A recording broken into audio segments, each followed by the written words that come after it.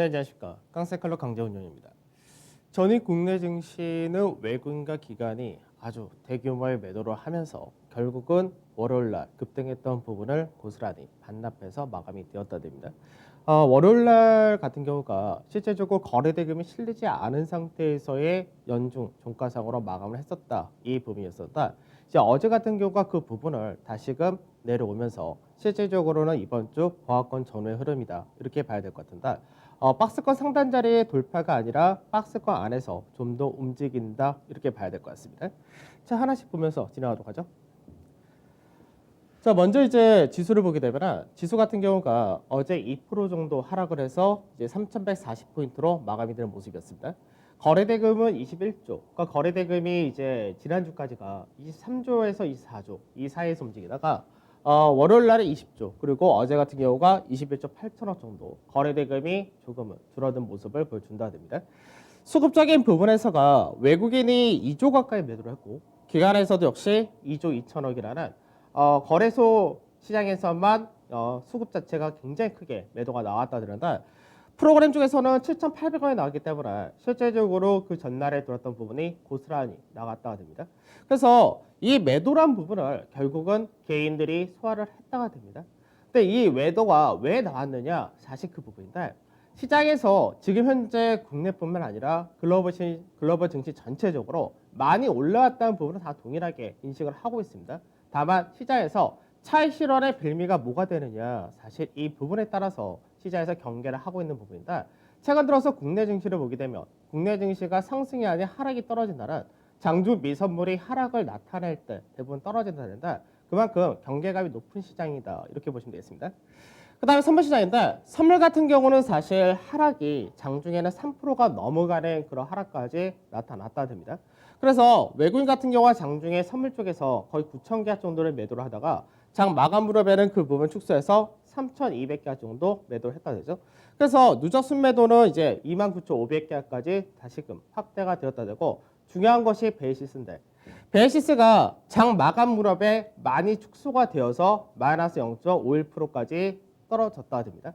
그러면 베이시스 같은 경우가 어제 장중에 마이너스 0.9% 정도까지도 확대가 되는 그런 모습을 보여줬는데 그러면 오늘 같은 경우 미선물의 강세를 띄운다 되고 어저께 국내 증시가 미선물에서 선반했던 부분에 따라서 아침에 강세 출발할 때 프로그램 매수가 들어올 수 있는 부분이 쉽지가 않다가 됩니다.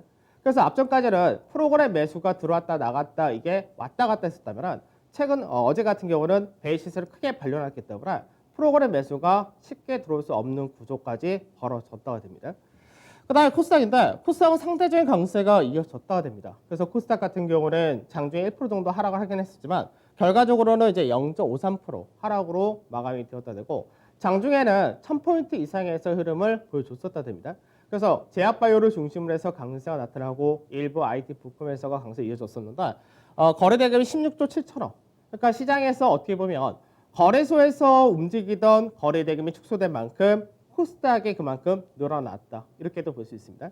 그래서 코스닥 같은 경우도 외국인과 기관이 2,100원 매도를 하고 1,400원 매도를 하고 동반 매도를 한 부분 비슷했지만 상대적으로 하락이 들 떨어진 모습을 보여줬다 됩니다. 자, 수급 한번 보도록 하죠. 수급에서 국내 증시가 이제 연중 고가 장중을 기준으로 할 때 연중 고가를 만들었던 것이 1월 11일입니다. 이때가 외국인들은 사실 매도가 그렇게 크지 않았습니다. 외국인 같은 경우 한 7천억 정도 매도를 했고 기관에서가 3조 7천억이라는 대규모의 매도를 하면서 이때 시장이 종가상으로는 이제 보합권 전후에서 끝났는데 장중에 고가를 만들고 내려왔던 날입니다. 근데 어제 같은 경우는 개인들이 4조 2천억 매수하면서 역대 두 번째로 1일 최대 매수를 보여줬었다는데 이 부분하고 이때하고 차이가 뭐냐면은 기관에서 매도한 부분은 2조 정도로 그때보다는 확실히 작고 그 다음에 외국인의 매도가 굉장히 컸었다는 얘기죠.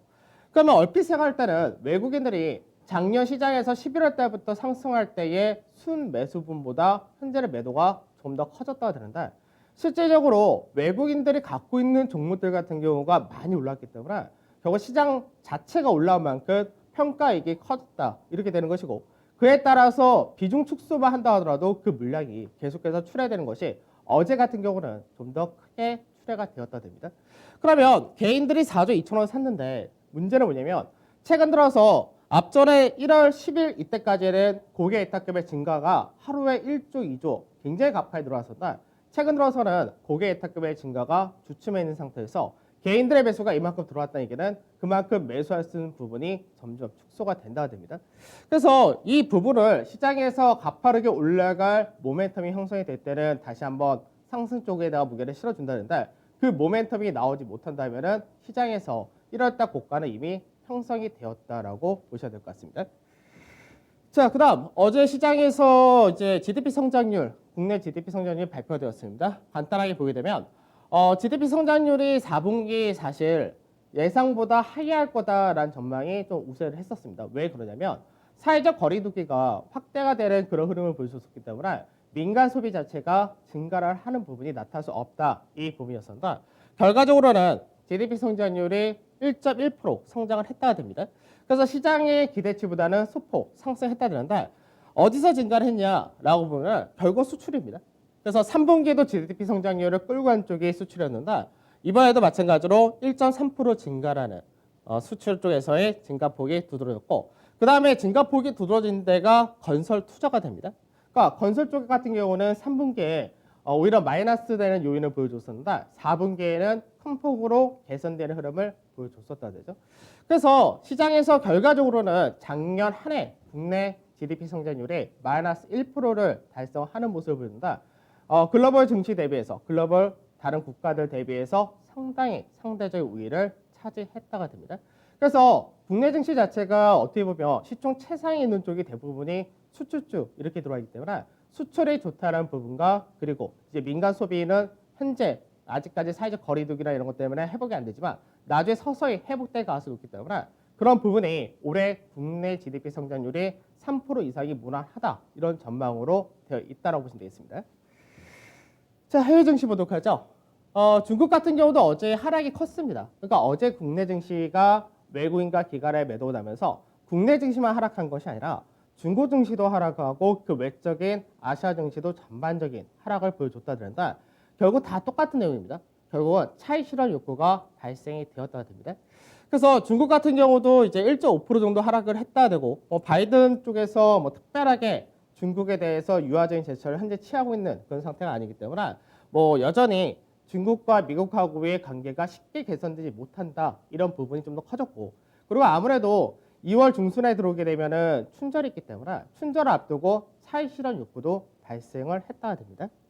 자, 그다음에 미증시인데 미증시가 장중에 나스닥과 S&P가 마이너스 0.5%에서 0.6% 사이 여기서 나타났다 되죠. 그러니까 시장에서 미선물이 마이너스 0.5% 정도 되는 흐름을 보여주면 시장에서 차익 실현 효과가 발생될 수밖에 없다는데 왜 그러냐? 현재 국내 증시가 어느 정도 상승을 상대적으로 굉장히 많이 하고 그러고 나서 현재 주가가 버티는 이유 중에 하나가 미증시가 계속해서 강세가 유지되기 때문에 그런 흐름을 보여준다.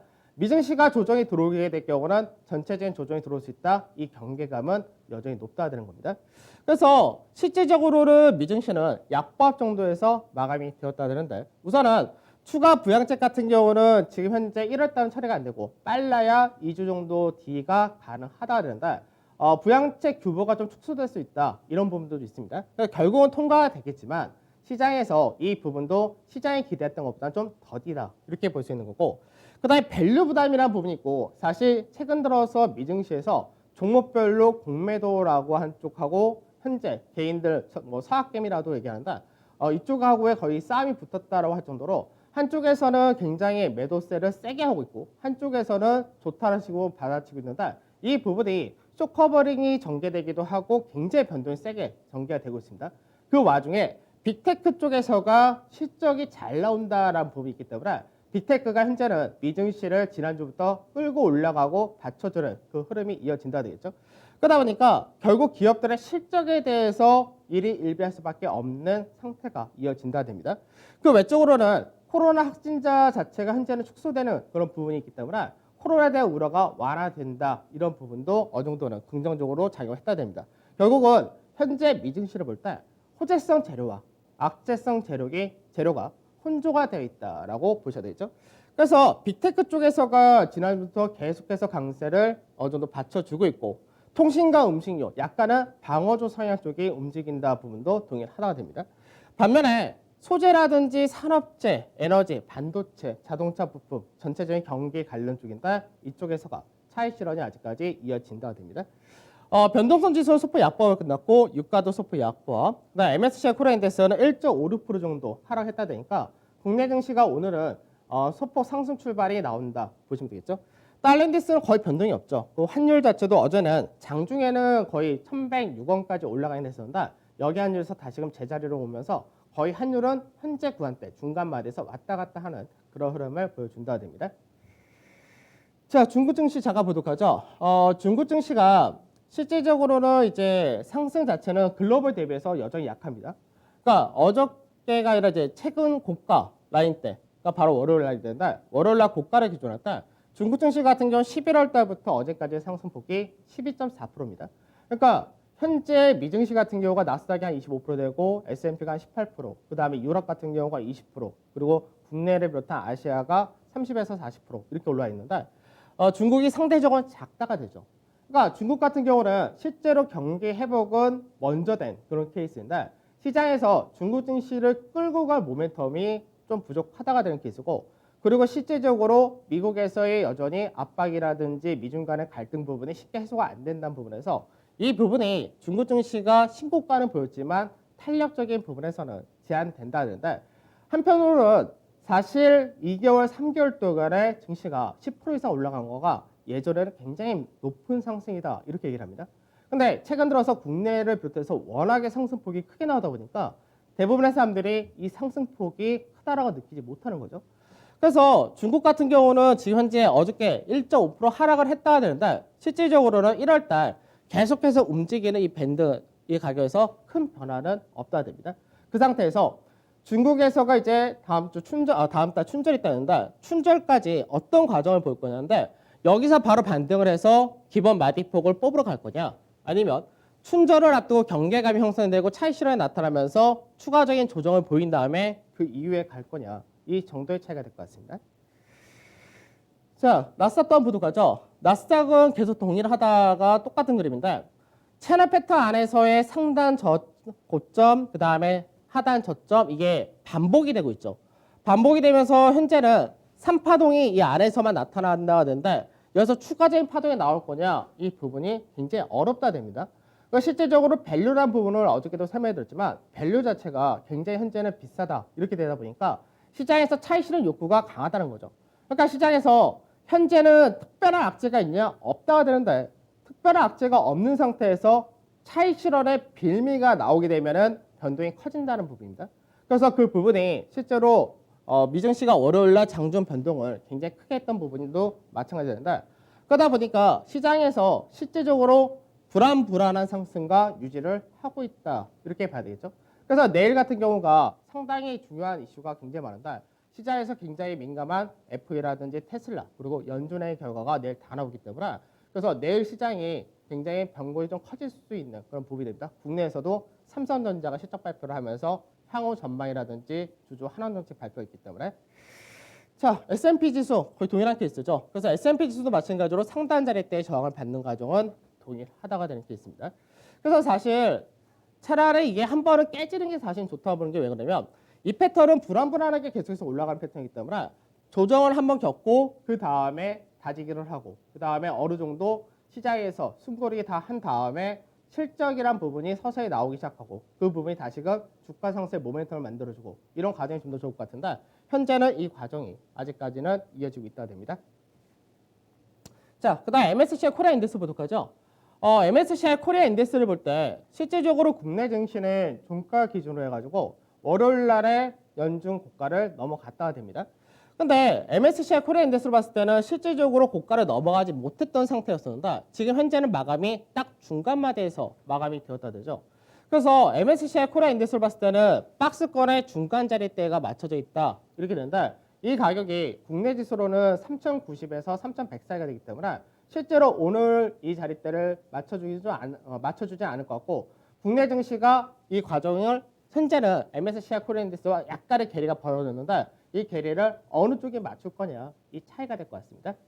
다만 이제 중요하게 체크할 건 뭐냐면 박스권에서 흐름이 이어지고 있는데 거래량이 감소세를 보인다라는 부분이 있죠. 그러니까 어제도 제가 똑같은 얘기했지만 거래량이라든지 거래대금의 증가가 나오면서 고가를 넘어가야지 신뢰성이 있는데 그렇지 못한다 했을 때는 의아하다라는 부분이 나올 수밖에 없는데 현재는 마찬가지로 MSCI 코리아 인덱스가 앞전에 고가 만들었을 때 거래량 대비해서 감소세를 이어진다는 부분은 상승보다는 아래쪽에 무게가 실린다는 케이스입니다. 자, 어제 시장 보도하죠. 어제 시장을 보면은 거래소가 이제 2.14% 하락을 했고 대형 쪽에서가 2.4% 하락을 했다는데 삼성 바이오로직스가 실적 발표가 장 끝나서 잘 나온 케이스인데 어제 같은 경우는 제약 쪽이 이제 강세가 그래도 버텨줬다 정도 됩니다. 근데 문제는 제약을 제외한 대부분이 하락을 했다가 되는데 차익 실현이 세다 이렇게 봐야 되겠죠. 그러니까 이 중에서 시장 대비해서 약했던 쪽은 사실 금융 쪽인데 금융 쪽 같은 경우는 상승도 약했고 하락은 어느 정도 동조하기 때문에 상대적으로 금융 쪽에 굉장히 소외를 받는 케이스가 되는 거고 IT라든지 자동차 이쪽은 다 많이 올라갔던 쪽이죠. 그 다음에 서비스도 마찬가지고 내수 유통이라든지 이쪽도 거의 대부분 비싼 케이스가 됩니다. 그러니까 시장이 어제 같은 경우는 외국인과 기관이 대규모로 프로그램을 중심으로 매도를 했다 이렇게 되다 보니까 실질적으로 대부분의 종목군들이 하락을 했다가 되는 거고 그나마 하락을 덜 했다는 쪽이 방어 성향 가지고 있었던 유틸리티라든지 그리고 제약 이런 쪽이 강세를 띄었다 정도가 됩니다. 자, 수급을 보도록 하죠. 수급을 보면은 이제 코로나 백신 공급에 차질이 생긴다 이런 이야기가 계속해서 나오다 보니까 코로나 백신에 대해서 이제 생산을 하는 쪽에 대해서 좀 더 확대할 수밖에 없다 뭐 이런 식으로 얘기가 되는데 그게 이제 국내가 수혜를 받을 수 있다라는 관점이 나오고 있습니다. 그러다 보니까 이제 SK케미칼이라든지 녹십자, 삼성 바이오로직스 같은 제약 쪽에서가 이제 어저께 외인들 매수가 들어왔다는 거고 그다음에 증권에서는 키움증권 정도가 수급이 들어왔고 그리고 나서 LG는 실적이 좋았다는 부분 그리고 덕산 네오로스라든지 이런 소재 관련도 강세에 띄었다 됩니다.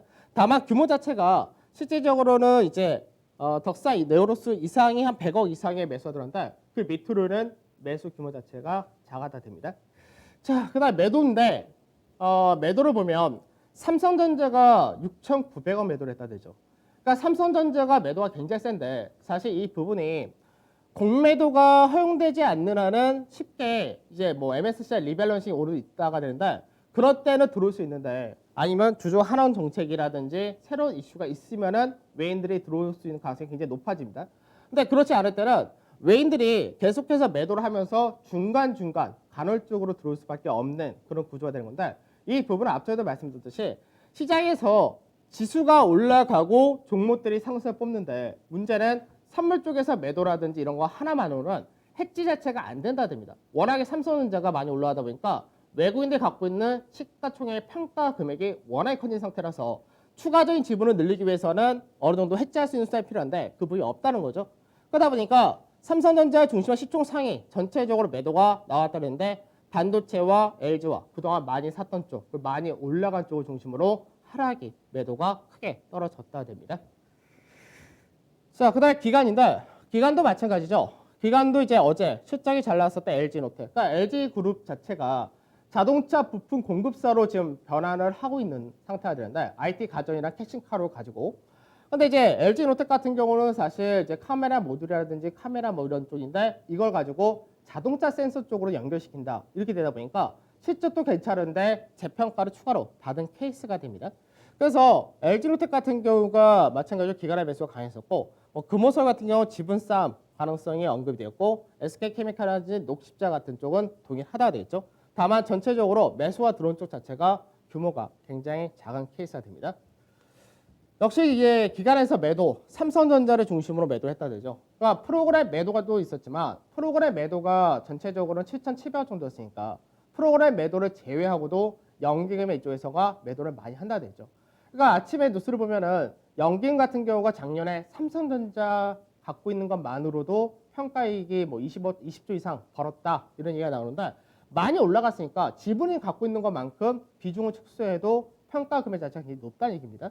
그래서 삼성전자라든지 하이닉스 쪽에 매도를 하고 자동차, 현대차나 어제 실적이 예상치 소포 하에 거의 부합했다고 보시면 되는데 자동차 쪽도 매도를 하고 LG 화학도 매도하고 카카오 네이버 같은 시총 상위 전체적인 매도가 떨어졌다 됩니다. 자, 지수로 보도록 하죠. 그러니까 지수 자체가 이게 시장에서 아까 1월 11일 날 개인들의 매수가 가장 많았던 때 그때를 보게 되면 가장 많이 매수를 했던 날이 결국은 단기 고가를 만들었고 그리고 나서 시장에서 왔다 갔다 하다가 조정 한 번을 겪고 그러고 나서 반등했다는데 이 구간에가 실질적으로 외국인과 기관의 직접적인 매수는 거의 없는 상태에서 프로그램을 가지고 반등이 나타나는 케이스가 되는 겁니다. 그러면 프로그램 가지고 올라갔다 되는데 개인들 같은 경우가 어저께 또 대규모 매수했다 되죠. 오늘은 시장에서 반등한다 하더라도 이 라인대가 매물이 현재는 쌓여있는 자리이기 때문에 이 매물 소화를 어떻게 할 수 있느냐 이 부분이 있는 거고 오늘 이제 중국에서의 뭐 블랙리스트에 올라갔던 기업들이 퇴출되기 때문에 그에 따라 MSCI 리밸런싱 오늘 또 있을 건데 그 부분에 따른 효과가 나올 수 있을 것이냐 이 부분입니다. 그래서 박스권의 상단 자리에 현재 살짝 내려왔는데 이 라인대에서 중간 가격이라는 자리대가 실제로는 2090 정도 되는데 그 라인대는 지켜주느냐가 이번 주에 가장 중요하다고 됩니다.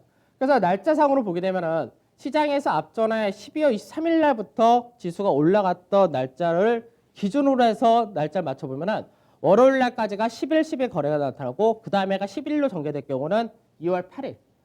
그렇지 않고 단기적으로 6거래일 중심으로 하락, 상승, 하락 이렇게 나온다면은 2월 초가 단기 저점. 그러니까 2월 1일이냐, 2월 8일이냐 이 부분인데 우리나라도 마찬가지로 구정 연휴가 있는데 이때 개인 투자자들이 시장에서 어느 정도 정리를 할 거냐. 그러니까 앞전에도 국내 코스닥 시장을 보면은 이런 과정이 그 개인들의 매수가 강하게 들어왔다가 신용이 많았다가 그 부분이 연휴를 앞두고 차익 실현 매도가 나온다 이렇게 된 건데 현재는 이 부분을 외국인이나 기관이 받아주면 괜찮은데 그렇지 않다면은 구정 연휴를 앞두고 또 일부 차익 실현 욕구가 발생될 수 있기 때문에 실제로는 2월 8일 쪽에 약간 무게를 두고 있는 케이스입니다.